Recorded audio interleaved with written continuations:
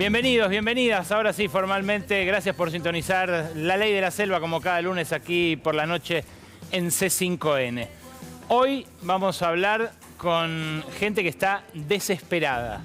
Hoy vamos a hablar con familiares de personas que el miércoles fueron a marchar creyendo que vivían en un país democrático y que terminaron, en algunos casos, pasando ya 5 noches entre alcaidías y penales de máxima seguridad.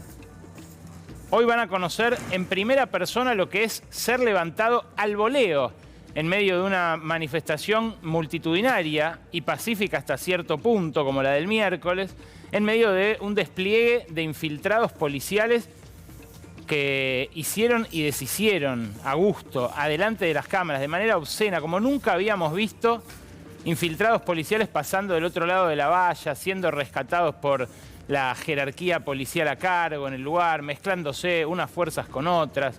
Bueno, estuvieron presos 3 días, algunos, otros 16 siguen presos hasta hoy, presas. Una vendedora de empanadas, un choripanero, una jubilada que por primera vez iba a una movilización, una profesora universitaria. Los que dieron vuelta y prendieron fuego el auto de Cadena 3 no fueron identificados, siguen de paradero desconocido. En un ratito hablamos de esta cacería y vas a conocer en primera persona 2 de los relatos, 2 de esos 33 relatos de gente que el gobierno acusa de delitos gravísimos sin ninguna prueba. Hasta ahora sin haber puntualizado de qué elementos se toma para acusar de sedición, de intento de ruptura del orden institucional y de muchos otros delitos muy graves por lo que ocurrió el miércoles pasado. Repito, en instantes aquí en La Ley de la Selva, bueno, por supuesto, no huelga decir que quien rompe algo, que quien genera desmanes, que quien ejerce violencia sobre quien sea en una movilización o en cualquier otro momento tiene que ser penado por eso, pero no por protestar. Lo que empezó a querer instalar el gobierno el miércoles pasado, y me parece sigue esa operación en curso durante esta semana corta, es que el que protesta está cometiendo un delito. Y eso, según nuestra Constitución, no es así. Pero vamos a arrancar hablando un poco de economía, porque esta mañana salió el Staff Report del Fondo Monetario Internacional, 110 páginas, en las cuales no solamente se habla de lo que ocurrió hasta ahora, sino de lo que puede ocurrir de acá en adelante. Ahí estamos viendo la imagen de Javier Milei en la cumbre del G7, el viernes con Kristalina Georgieva, la búlgara que sigue al frente del Fondo Monetario, a pesar de que hay un montón de internas en torno a ella. De hecho, habló sobre la Argentina primero la vocera del fondo que responde a Kristalina Georgieva, se llama Julie Kozak, y después el sábado apareció otra comunicación de Gita Gopinath, la número 2 del Fondo Monetario, de origen indio, que está enfrentada con la búlgara por el manejo del Fondo Monetario. En esa interna trata de navegar Milei, que le dijo a Georgieva que comparten la transparencia, que por eso se entienden bien, y que está desesperado por que le mande 10.000 millones de dólares para salir del cepo. Esa cifra por ahora es una quimera, porque lo que dijo el Fondo Monetario hoy en el Staff Report fue que la recesión este año va a ser más dura que lo esperado hasta ahora, va a ser del 3,5% en lugar del 2,75% que preveían de caída antes, hasta este reporte. También dicen que la inflación mensual hacia fin de año va a ser del orden del 4%. Recordemos, mayo dio 4,2%, una franca baja respecto de abril, pero junio va a dar más, porque ahora lo van a ver, ya es algo que descuentan todos los consultores, el Fondo Monetario también, y lo que prevé el fondo es que esa sea la inflación mensual de acá hasta fin de año. Claro, la pregunta es qué pasa con los sueldos en ese contexto. Pero para el fondo hay otras preguntas. Alertó en este texto que les digo de 110 páginas, esta mañana, sobre los desequilibrios que todavía tiene el gobierno que podrían complicar el camino a la estabilización de la economía. Dice que sigue siendo muy frágil la situación económica y apunta a deudas que Milei quería saldar antes, pero que decidió postergar, con el fondo por supuesto, el aumento de tarifas para eliminar la cuenta de subsidios, la liberación del cepo y la flotación libre del dólar. Algo sobre lo cual el Fondo Monetario es muy estricto y sobre lo que no quiere volver a equivocarse como se equivocó en la anterior vuelta de Caputo, cuando fue ministro de Finanzas con Macri, luego presidente del Banco Central. No lo recuerdan muy bien a Caputo de aquella época en la calle 19. Claro, en esa misma carta del fondo, en el Staff Report, aparecen las intenciones que blanquea el gobierno. Y el gobierno dice que va a aumentar las tarifas de gas y de luz a partir de junio, a partir de fines de este mes, que va a endurecer el ajuste y subir impuestos en caso de que la Cámara de Diputados no vuelva a la versión anterior de la ley bases, esto es, que suba el impuesto a las ganancias, que vuelva el impuesto a las ganancias, como se había votado en diputados. Y también se compromete el gobierno a abrir el cepo, aunque todavía no sabe si va a tener los dólares para hacerlo. Ese es el punto máximo de conflicto entre el Fondo Monetario y un Caputo que de repente empezó a tener un signo de interrogación atrás. ¿Por qué digo esto? Bueno, mientras Milei se distraía en Twitter prepoteando periodistas en estas últimas horas, circuló mucho una entrevista que le hizo Iván Jagroski, que estaba recién acá, a Fausto Spotorno. Se la hizo ayer y Fausto Spotorno, que viene del estudio de Ferreres, que es parte del cuerpo de asesores del presidente, dijo esto. No hemos resuelto, hace 10 años que estamos sin crecimiento económico. Y me parece que este programa, si bien apunta a eso, a resolver todos esos problemas, hoy estás en el programa de transición, digamos, en la fase 1 del programa de transición, que es arreglemos el déficit fiscal, tratemos de solucionar la inflación. No sabemos cuándo salimos del cepo todavía, y yo creo que si salir del cepo no tenés crecimiento económico. O sea, no es que saliendo del cepo lo vas a tener, pero con el cepo no lo vas a tener. Y le faltan muchas fases a este programa. Entonces, digo, estamos en el programa de Caputo, así planteado, es un programa de transición para ordenar el principal problema, que era lo fiscal y la inflación y lo monetario. Y después habrá que pensar, supongo yo, a partir del año que viene, un programa más de largo plazo, ¿no? ¿Con el mismo ministro? Es decir, el ministro, lo pregunto en términos netamente económicos, no te estoy queriendo meter en una situación política. Es, ¿el ministro que hace el programa de transición puede hacer el programa de, llámale crecimiento, desarrollo estructural, no sé? Sí. Bueno, ahí es una buena pregunta, la verdad es que no lo sé. Pero sí es cierto que Milei tiene otro economista de fuste, pensando en la desregulación y ese tipo de cosas más de largo plazo, que es Sturzenegger. Impresiona ver cómo ellos mismos alimentan las internas que los tuvieron a maltraer hasta la semana pasada.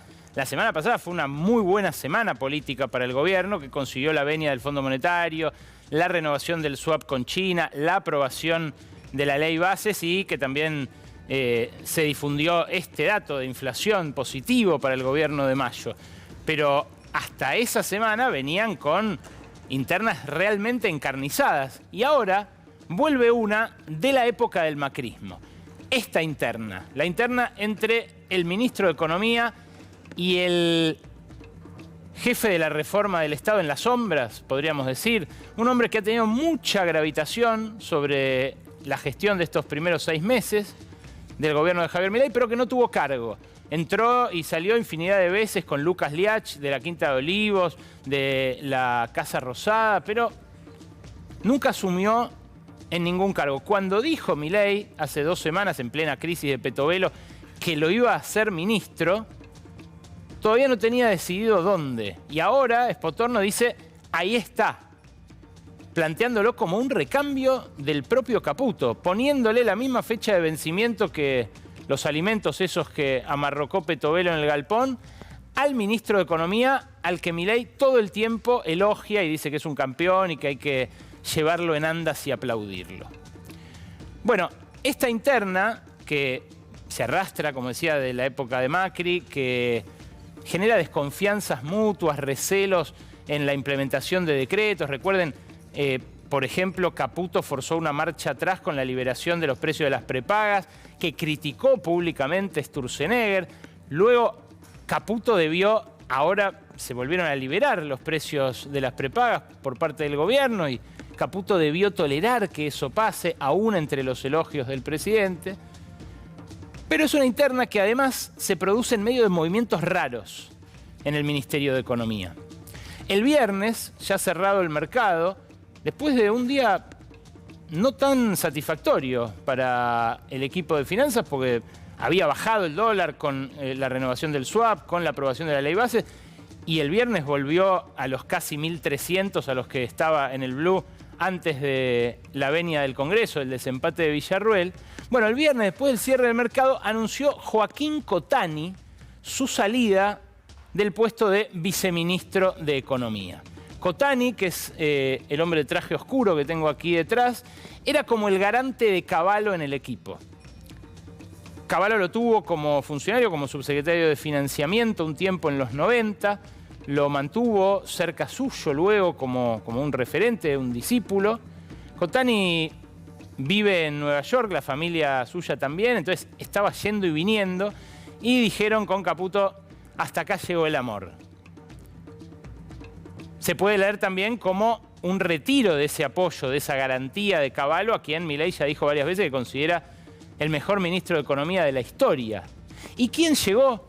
El hombre de traje azul, el canoso, al que ustedes ven ahí, que es nacido en Buenos Aires en el año 1958, pero hijo de un diplomático que tuvo varios destinos, por lo cual se fue muy rápido de la Argentina. El diplomático es un diplomático chileno, luego embajador de Pinochet en la Argentina y en otros países, que se llama José Luis Daza. Ese hombre que ustedes ven ahí es el nuevo viceministro de Economía y era, en 2021, el candidato a ser ministro de Economía de Chile.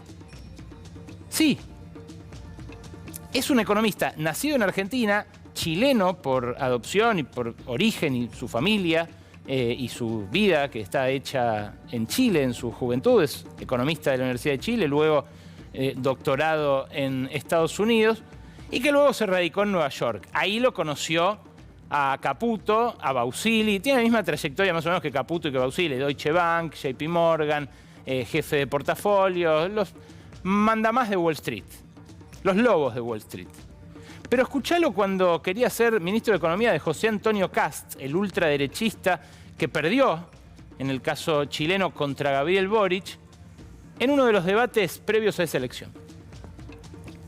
Es bajar sustancialmente la prima de riesgo de Chile, que ha subido aproximadamente 300 puntos base. Es esencial. Ustedes no lo mencionan, jamás veo que está en los cálculos que tienen ustedes y es el principal, lo que lleva la dinámica de la deuda. Así que punto uno para nosotros es esencial, cambiar la relación entre crecimiento y la tasa de interés. Eso es lo que va a determinar en gran medida cuál es el camino de nuestro endeudamiento. Hay otro link de este hombre, Daza, con Milei, que es que la gestora de inversiones que fundó en Estados Unidos, después de trabajar para esos grandes bancos que les dije recién, el Deutsche, el JP Morgan, es QFR Capital Management. La fundó con dos argentinos, David Sekiguchi y Demian Reidel. Demian Reidel es otro asesor estrella de Javier Milei, un físico que se hizo financista y que hizo mucho dinero allá en Estados Unidos. Pero, claro, con ellos forjó una amistad, un negocio y un acercamiento al gobierno argentino que con Caputo suele tener conflictos de intereses. Porque como vienen de las finanzas, como trabajan con la mirada puesta en las finanzas, todo el tiempo arbitrando bonos de un lado para el otro, sacándolos del Banco Central, metiéndolos en el Tesoro, al final terminamos recontraendeudados por lo general. Pero hay que ponerle un ojo a este economista chileno, por otro lado, por lo que simboliza, ¿no? Ya la desterritorialización del poder financiero, tipos que pueden ser, que viven en Nueva York, que pueden ser ministros en Chile, viceministros en Argentina. Es notable, ¿no? En ese sentido, la época que estamos viviendo. Pero hay que ponerle el ojo, digo, por un lado, por los conflictos de interés potenciales que tiene, y por otro, por el estilo, un estilo parecido al de Milei. Fíjense este sitio chileno que es Copano News, que bueno, tiene mucha repercusión, sobre todo entre jóvenes en redes allá del otro lado de la cordillera, lo presenta como el economista troll de Kast. Tuvo un encontronazo en aquel 2021, en plena campaña con Boric, cuando Boric quiere en un momento ir a la Antártida. Después de la campaña fue, creo que ya era presidente, y le dice al presidente, a Boric, que estaba malgastando plata en ir a la Antártida. ¿Por qué? Bueno, porque lo hacía con barcos, con instalaciones militares y demás. Y Boric le dijo, ¿qué quiere? ¿Que vaya en canoa? Y termina él respondiendo que sí, entonces por eso lo del título de la canoa que veían recién. Pero bueno, el estilo de pelearse en Twitter, una onda Milei. Lo que me interesó es esto, la trayectoria de Daza, de los Daza, tiene no solo ese padre diplomático, embajador de Pinochet, sino también a la ex subsecretaria de Salud Pública de Piñera. Y después la fundación de Renovación Nacional, que es el partido en donde confluyeron los pinochetistas y la derecha más tradicional chilena, que terminan luego apoyando a Piñera. Bueno, Daza estuvo en todo ese lapso como referente económico de ese espacio. Repito, muy activo en la vida política chilena. De vuelta, nada, por supuesto, hay de malo en el intercambio, en la posibilidad de que gente migre de un lado o del otro, incluso que lleguen a ministros, por supuesto, pero es un fenómeno muy interesante el de estos financistas supranacionales, porque hace 25 años se discutía si no había que darle el Banco Central a un comité de expertos no argentinos. Y medio que está pasando ahora, medio que está pasando. Más allá de los nombres, ¿se puede levantar el cepo en este momento? Bueno, es una pregunta que se hacen mucho los economistas que le hablan al oído a Javier Milei. Fausto Espotorno, lo escuchaban ustedes, lo que dijo ayer, cree que no se puede, pero que hay que hacerlo y que hay que hacerlo pronto. En cambio, Juan Carlos de Pablo, otro economista que habla al oído del presidente, que va los domingos a escuchar ópera con él, al microcine de Olivos, que conversa largamente hasta largas horas de la noche con él, dice que no, que lo están corriendo a Milei con esto de levantar el cepo, que lo están corriendo los que se la quieren llevar toda. Escuchá como lo dijo ayer en La Nación Más. Metámonos adentro de Bausili. Pregunta, ¿qué apuro tiene para sacar el cepo? Todavía no entendí. Y mucho menos entiendo algunas conexiones causales. Bausili muchos no saben quién es por su... presidente del Banco Central. Presidente del Banco Central. Yo digo, no, si saco el cepo, no sé qué maravilla ocurre. Y si no lo saco, no sé... El señor Tesla, a mí me gusta decir, el señor Tesla. Mr. Elon Musk. Sí. A los besitos, ¿viste? Con el presidente, todo. Nunca he visto, la verdad que quienes seguimos la microeconomía, no lo he visto. Llega a la conclusión y dice, no, Argentina, tengo que ir ahí, tengo que poner una fábrica de autos. Fernando, viene acá, hace los trámites, compra el terreno, hace la fábrica y sale el primer auto. Según me dicen los entendidos, ¿sabe cuánto demora eso? 4 años. Sí. En 4 años argentinos, sacamos el cepo, lo ponemos, lo sacamos, A mí me van a joder que ese señor, que todo el mundo dice que es muy inteligente, me va a condicionar una inversión real a que saque el cepo. De Pablo dice claramente, no hay que sacar el cepo ahora, porque va a pasar lo mismo que le pasó a Caputo, con las corridas, con el préstamo del Fondo Monetario Internacional y con la fuga récord de la época de Macri. Ahora, ¿qué pasa si Milei empieza a intentar cumplir con el acuerdo con el Fondo Monetario, sube las tarifas, hace el ajuste, aumenta los impuestos, pero a la vez se mantiene firme en lo que le dijo Caputo a los agroexportadores, por ejemplo, para que liquiden sus granos? Le dijo, yo no voy a devaluar. El dólar va a seguir aumentando al 2% mensual, aunque la inflación sea del 4, del 5, del 6, y aunque haya acumulada una inflación muy superior a lo que subió el dólar después de aquella disparada inicial de la devaluación de diciembre. Bueno, ¿y qué pasa si la inflación sube y en junio es más alta que en mayo, como todos los economistas prevén? porque es lo que muestra el ritmo de los alimentos y bebidas. Mira este gráfico, que es el que siempre les mostramos acá, la inflación semanal de LCG. Acá tenés, bueno, obviamente la disparada inicial, después de la mega devaluación, ese 11,5 de la tercera semana de diciembre, demoledor, 7, 8, después bajando, por supuesto, a niveles altísimos, los de febrero y marzo todavía, y la baja sostenida de abril, que dio 8,3%, y la de mayo, que dio 4,2%. Esto, inflación total. Acá estamos viendo solo alimentos y bebidas. Fíjate en mayo lo que estaba pasando. La inflación fue del 0,1% una semana, fue negativa de menos 1% la última semana de abril, y luego, de mediados de mayo, empieza a repuntar. Es cierto, en la primera semana de junio fue 0, de vuelta a caballo de la depresión, de la caída de las ventas, pero de las últimas 4 semanas, 3 están arriba del 1%. Esto es solo alimentos, repito, algo que se había planchado a casi 0 en abril y mayo y que estaba siendo como la retranca de la inflación, que en cambio tenía el aliciente ahora por delante de subir por los aumentos de tarifas. Los aumentos primero del transporte, ahora de luz y de gas, que van a volver. ¿Qué pasa si esto sin devaluación se mantiene así y a eso encima le agregás la diferencia no cubierta entre precios y salarios? Bueno, el malestar social va a crecer, indudablemente. Y esto es lo que advierte el Fondo Monetario Internacional. ¿Y cuál es el eslabón más débil en ese contexto? Las provincias.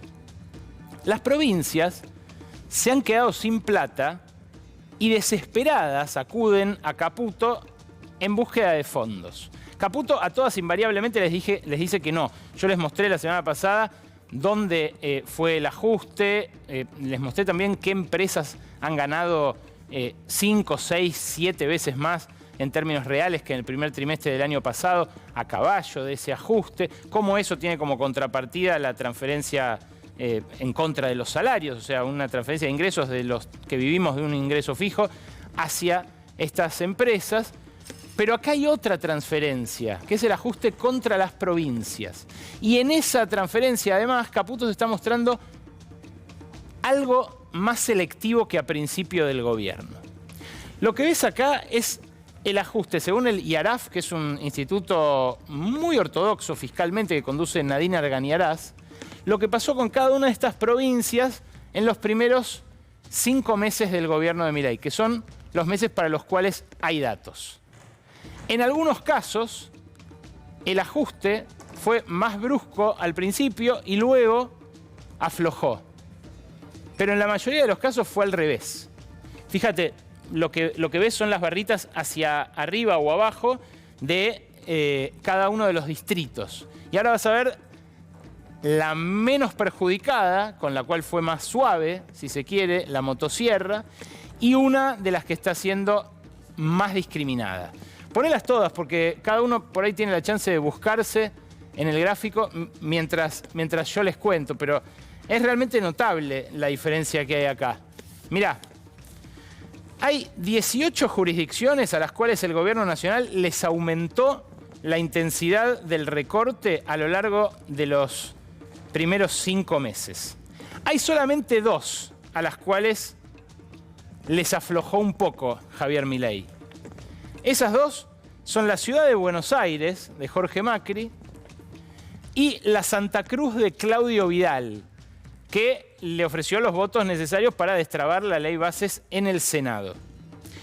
En el otro extremo, y esto es muy llamativo, la provincia a la que más se le aumentó la intensidad del ajuste fue a Corrientes. De un recorte interanual del 15% real en enero, pasó a uno del 86% al finalizar mayo. Ahí la tienen, a Corrientes. Miren, es la última de estas 6. Empezó con un ajuste más moderado y mirá cómo terminó, con ese 86% en términos reales que te decía. Le siguen en intensidad de ajuste Tierra del Fuego y Neuquén. Esa es la terna de las provincias a las cuales los apretó más la horca del recorte. lo que se ve claramente es que para la ciudad y para la provincia se empieza a meter la política. Mirá la de la ciudad de Buenos Aires, porque no en vano Jorge Macri fue uno de los que salió a defender más airadamente las detenciones de los manifestantes el miércoles pasado. Dijo, son todos delincuentes, tienen casi todos antecedentes. Bueno, mirá la ciudad de Buenos Aires. La ciudad de Buenos Aires arrancó sacrificando más del 70% de los recursos en enero contra enero del año pasado, pero después, mira cómo apareció, el distrito más rico, por lejos, sin lugar a dudas, el distrito más rico de las 24 jurisdicciones de la ciudad. Y mira la provincia de Buenos Aires. La provincia de Buenos Aires, donde gobierna Axel Kicillof, es, se sabe, el objetivo político, el blanco de Javier Milei de acá a las elecciones del año que viene. Y ahí lo estás viendo. Tuvo, a ver, el 66% promedio, sí.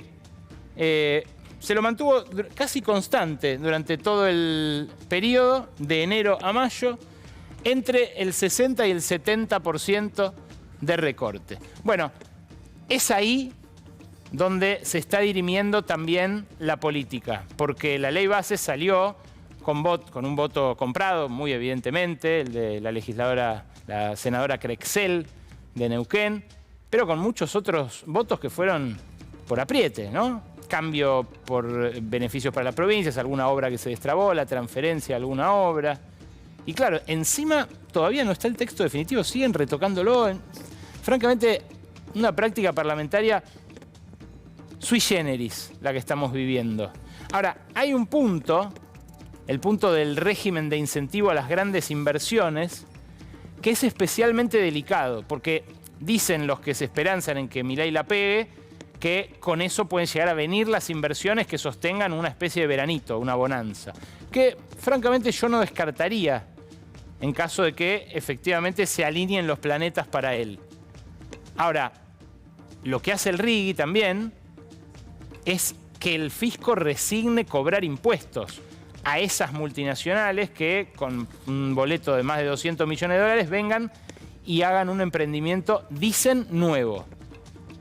¿Cuál es el problema? Que esos impuestos nos los van a cobrar a nosotros, al 99,9% restante de la sociedad. ¿Y cuál es el otro problema? Que ya ven los abogados de los mismos estudios de tributaristas que armaron la ley bases con Sturzenegger, que pueden llegar a colar en esos 8 sectores que eligió el oficialismo, petróleo y gas, minería, foresto industrial y otros 5 entre bueno, los que ven, ¿no?, chances de que haya grandes inversiones. Bueno, lo que puede pasar es que inversiones que se iban a hacer igual se hagan, pero bajo el paraguas del RIGI, pagando menos impuestos. Esto es lo que dice Martín Lustó, el senador radical que dijo, che, yo no voy a votar esto. Todos los demás senadores radicales lo votaron. De hecho, Lustó terminó votando en particular también un montón de los artículos de la ley bases. Pero acá, en el RIGI, lo que mostró Lustó fueron estudios que dicen, che, hay inversiones que ya están previstas en Argentina. ¿Vamos a permitir que, si son de estos 8 sectores, se inscriban acá?